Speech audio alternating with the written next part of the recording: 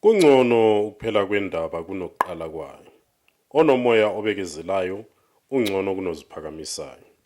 Ungasheshi ukuthukuthela emoyeni wakho, ngokuba ulaka luhlala ezifubeni zeziwuli. Ungasho ukuthi-ke kwenziwa yini ukuba izinsuku zokuqala zazizinhle kunalezi na, ngokuba awubuzi kanjalo ngokuhlakanipha. Ukuhlakanipha kuhle njengefa, yebo kunenzuzo kwabalibonayo ilanga, ngokuba kusemthunzini ukuhlakanipha njengasemthunzini. Bazalwane abathandekayo, ngiphinde nginibikelele sesihamba sesiqeda uhambo lonyaka ka-2022.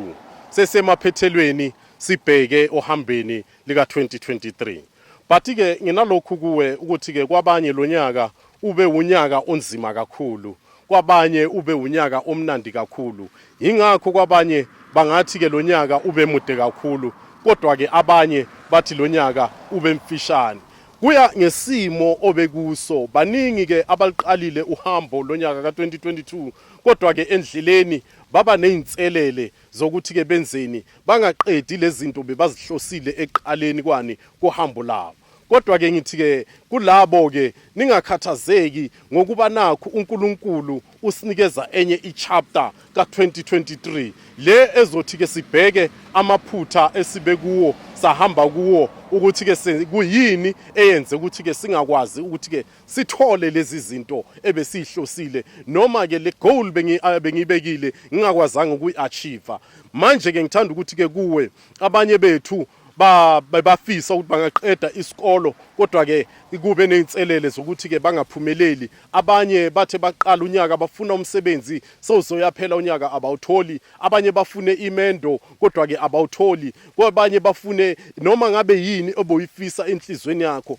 Kodwa-ke namhlanje ngithanda ukuthi-ke lo nyaka esizowuqala buka ukuthi-ke yini ebeyinselela kuwe bese usebenzela phezu kwayo, ngoba uNkulunkulu kule ncwadi esiyifundile eshoyo ukuthi-ke isiphetho singcono kunani kunesiqalo. Ekuqaleni bongazi ukuthi-ke uzobambani uyekeni, kodwa-ke manje uyazi ukuthi-ke ngizoqala kuphi, ama-mistake abe kuphi. Ngithanda ukuthi-ke nakulabo abathe okuhambeni bahamba bathi uma bahamba ngohambo labo kwenzeka ukuthi-ke benzeni baphumelele, bathole noma ngabe yini ebayifunayo. Ngithanda ukuthi-ke bazalwane abathandekayo, uNkulunkulu womusa ahlale anani ngezikhathi zonke, anibusise, ngoba-ke yena-ke uNkulunkulu othandayo ukuthi-ke isimo nesimo siguquke. Nesikhathi ekuhambeni kwezikhathi uthi thengani isikhathi nithenge iqiniso, ningathengisi ngalo.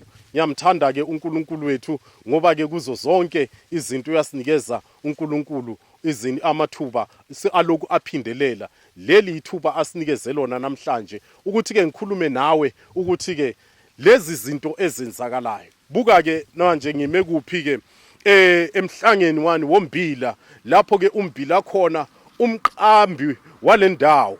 Ngikhuluma nje ukuthi-ke kube nesikhathi lapho-ke umtshali walombila engime phambi kwawo eba nesikhathi endaweni ogwadule wazibuza ukuthi-ke ngizokwenze kanjani ukuthi-ke ngithole ini izithelo ezizokwazi ukuthelela ini isizwe sonke. Kodwa-ke kwathatha umuntu oyedwa, njengabe nawo uwedwa lapho-ke kuthatha umuntu ongeke avilaphe. Ngathi ngifunde ezincwadini ezingcwele yasho yathi-ke yana entuthwaneni mvilandini ubone izindlela zayo, yona ethi engenambusi nambonisi, kodwa-ke ilungisa nokho isinkwa sayo kusesenesikhathi. Buka-ke manje umbila sosusiwe sothathiwe, njengoba ubona sekosele nje imhlanga yombila.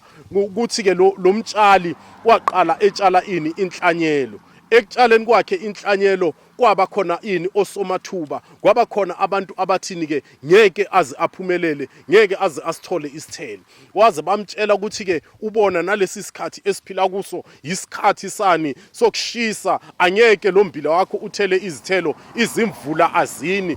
Zonke lezo iy'nselela obhekana nazo imihla namalanga. Engithanda ukuthi-ke nawe-ke njengomuntu ofisayo ukuthi-ke iphupho lakho lifezeke, ungagcina ufane nani nale nhlanyelo yalombila egcine ifakwa kuphi-ke emhlabathini.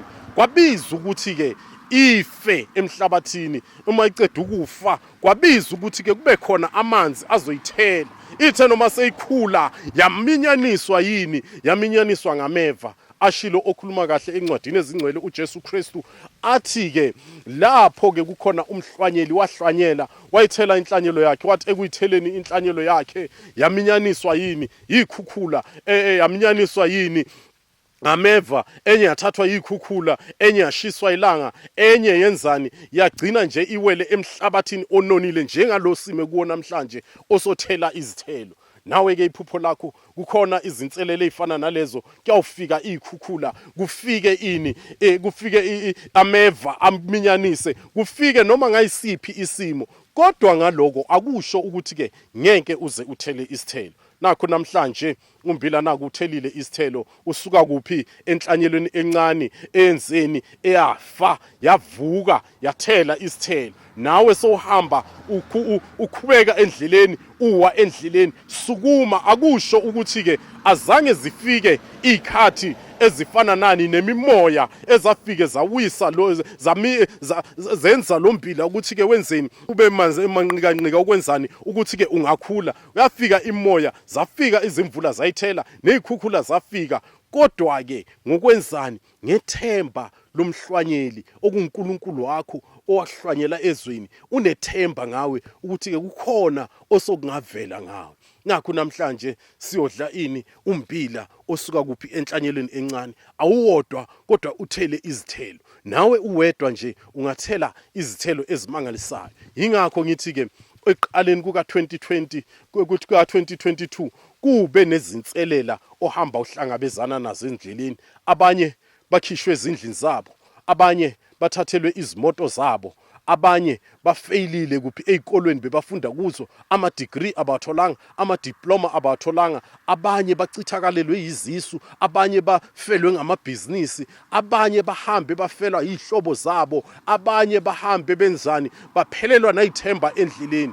Kodwa ke enguthandayo nguNkulunkulu, usasinikeza ithuba, usaphila wena. Kukhona ongakwenza kuguquke kube isimo esingcono kunaleso owaqala ngaso u-2022.